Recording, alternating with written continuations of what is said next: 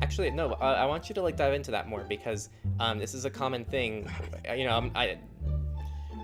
When we went to Monerotopia together, we Hmm. listened to a whole discussion that someone was having about how I don't know if this is a direct quote, but I think this is almost a direct quote.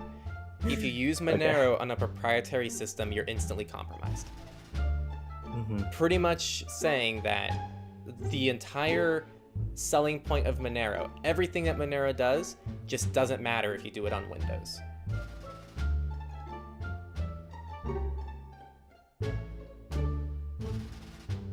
And so, do you mind speaking to that? Because I think a lot of people just assume that if you're on a privacy invasive operating system, it doesn't matter what happens on top of it. I can see an argument for the idea that like your operating system is kind of the base of everything, and you have to secure it. But I also don't think, like realistically, the threat of your operating system being compromised is like orders of magnitude lower than the threat of like the service that you're using being compromised, or the browser that you're using being compromised, or like the risk of your privacy being compromised if you don't use a service like a password manager and things like that. I mean, you just have to realize that most people are using um, stuff like Google Chrome or Microsoft Edge, or they're using non-private payment methods instead of Monero, and switching to something like Brave, switching to something like Monero. That's gonna be a much bigger impact, I feel, than like continuing to use unencrypted an unencrypted email provider and like a non-private payment service while using like Linux or something.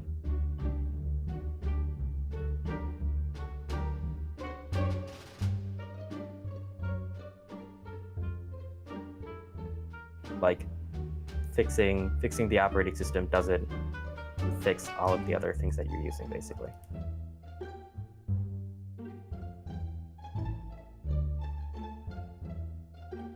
Definitely a balancing act. I think obviously it's Yeah. really nice to be on a privacy friendly operating system where it just respects your privacy Mm-hmm. out of the box. But just because the operating system collects telemetry about, like, let's say Windows can report back to Microsoft literally every program you use, how often you use it, and like let's say it knows you're using Signal. That doesn't discount the fact that you're getting top end-to-end encryption with all your contacts.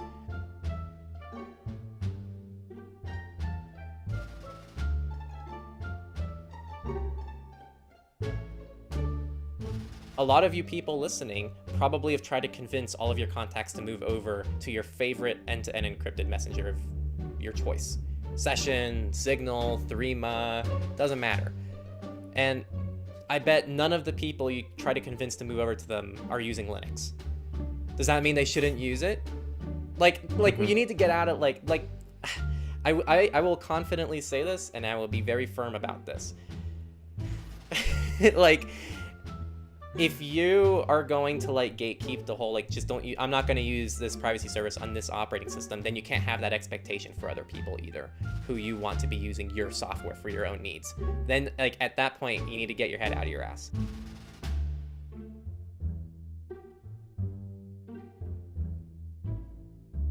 I tell people like, well, if you want more ongoing notifications and you want more of my attention, I pretty much use Signal. So if you want to chat with me, use Signal. I I I know, tell yeah. people like I am on Signal. We're doing consulting. We are using Signal. It is proven. It is the most secure thing. I feel comfortable like having clients on, and I have everyone moves to use Signal. Like we got rid of our Telegram community. That's it. All Telegram contacts. You're out of here. I'm not using multiple messengers. Like it's just a disaster for me. Hmm. Things like end-to-end encrypted messaging, end-to-end encrypted emails, things of that nature, it keeps everyone safe, not just an individual. And if other people are using them on Windows, it's still a net gain to everyone else.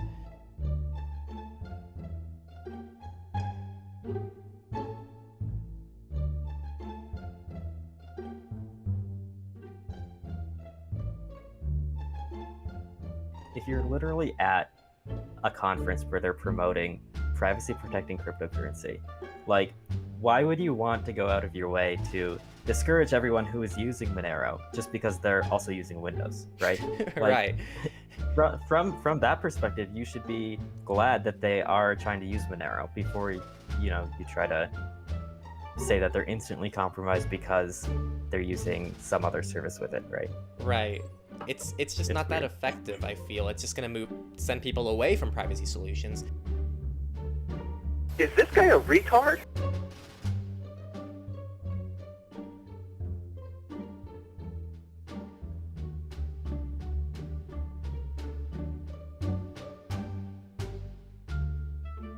And on top of Right. that, like, I want to see the evidence.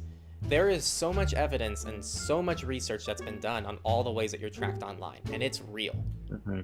There is, as far as I'm concerned, there isn't something that demonstrates, oh yeah, Microsoft can just like log into their system and like just completely take over your operating system, steal your private keys inside your own little private like Monero client, and then they're gonna send that to advertisers. You better back up that claim. You know, like that's a serious claim. Like you're pretty much making that large of a claim. And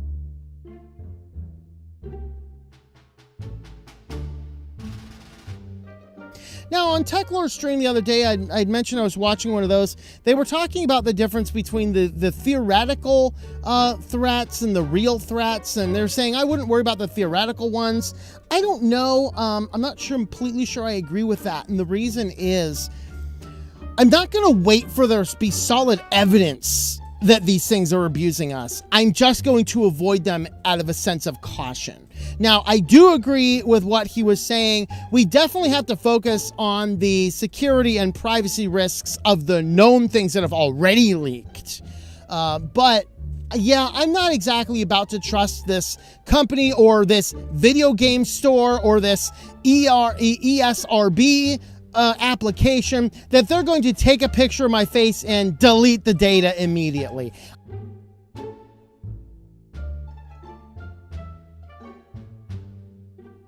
I'm the last person to say that like Windows is a privacy respecting operating system. It has tons of privacy issues, but there's a big difference between Windows collecting telemetry and having all this invasive stuff that goes on, and them straight up stealing data from your operating system and sending it to some boogeyman, whoever it is.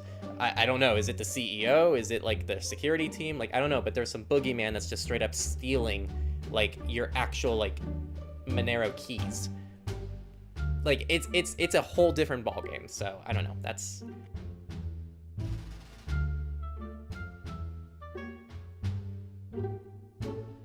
that is one of the biggest things for me, and it's kind of frustrating having this discussion with people.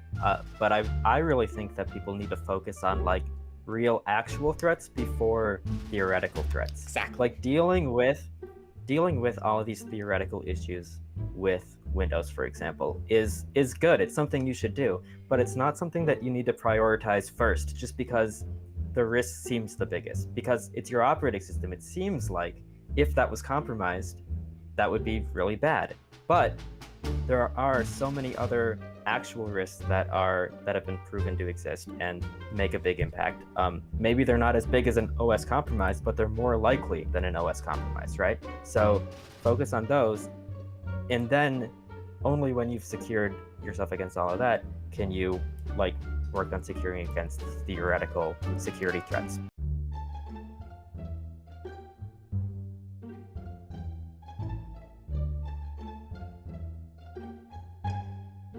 But like the most recent example that comes to mind is that story about what is it called? I don't remember. When you like plug in your phone to like a USB port at the airport, for example, and like people were always saying for years and years that that they could steal all of your data if you did that, when in reality, like the risk of that happening is non-existent. That's literally never been proven to have happened at any point in history. And there are protections against that kind of thing. But like even as recently as last year, you'll see like government agencies and security experts like say that you need to avoid that kind of thing.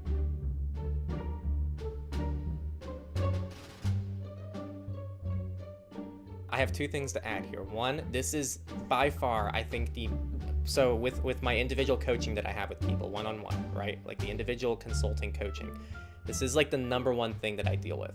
It's like people come in, they're like, I want to do this, and I go, okay, do you have a password manager? Oh no. And it's like, then how come you're trying to like have like they'll present me what they want to do, which is super extreme, and I ask why, and I listen to their why, and I go, okay, first, and I'll explain why, like maybe they're right, maybe they're wrong, it doesn't matter, but also then when you start like really diving into things, you'll realize that like the basics are just not even done.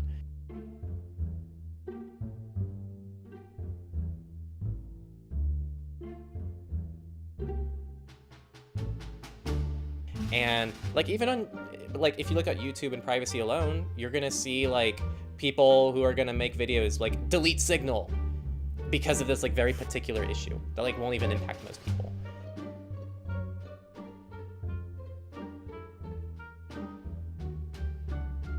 I love Signal, but it has a massive privacy issue. Now you might be thinking it's the phone number requirement, which yes, is less than ideal, but username support should be coming soon, and my concern is much larger than that. See, if you join Signal for the first time, Signal notifies all people in your life who use Signal, who have you as a contact, that you join Signal. This is a fun way to say hi when someone joins for the first time. It's less fun for people in domestic abuse situations who need to use Signal secretly, and if they're not aware of this notification system and their abuser uses Signal, the abuser will be notified that the victim has joined Signal. Signal offers zero way to stop this from happening. You can disable these notifications from being received on your end so you're not notified when others join, but you can't prevent yourself from notifying your contacts when you join Signal. Signal needs to either make this clearer to users so they can use alias numbers, they can have an option when users create an account not to notify their contacts, or they can just outright remove this feature. Fix it, Signal.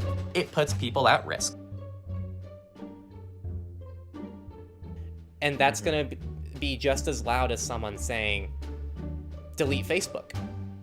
Because Facebook has a mountain of issues which impact everybody and society and democracies, but they're gonna be just as loud when it's a YouTube video.